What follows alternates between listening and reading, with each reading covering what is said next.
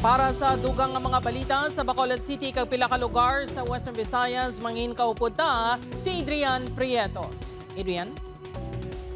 Yes, Jers, mga kapuso, madamo gid nga salamat. 51 anyos si Eloy, patay isang intiro sa iya kasilingan bungod sa ginapasun ni pagpalaptas ni sa istorya nahanungod sa love life sa suspect. Yaring balita aton gintutukan.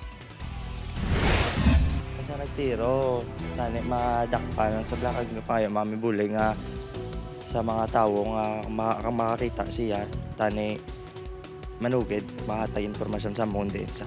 Hindi mabato ni Jericho kag sang tatlo pa ka makauturan sini ang nadangatan sang Eloy si Jeneline Permejo. Ginbawian ni sang kabuhi matapos gintiro sang ilaman ng kasilingan nga si Johnny Caburnay, jeepney driver. Nakaagom sa patal nga pila sa likod lapos sa dughan ang biktima rason sang iya kamatayon.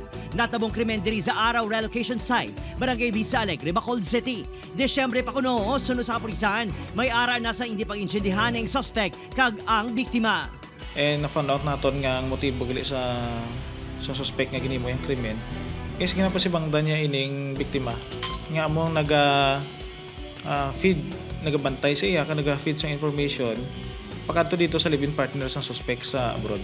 Wala naging patpat sang otoridad kung anong impormasyon nga ginpalabot sang biktima sa asawa sang suspect. Aminadong pila ka bata sang biktima nga sama-sami nagaistoryang ila-Iloy sa makasilingan sini apang ginapanginwala nila nga nagahilabot ang Iloy sa relasyon sa suspect kag asawa sini abroad. May iban nga ginalantaw nga rason ang pila kahimata. Uga marites saya sa prosa iban sa nga black, pwede saya sa amon nga black. Ano lang kahisa-isa may kaugot balahaw.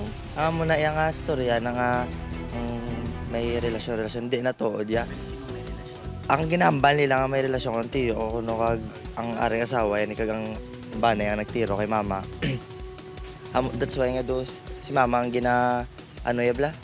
ginabaso like. Opo, Kiril Casillo, Adrian Prietos, Western Visayas.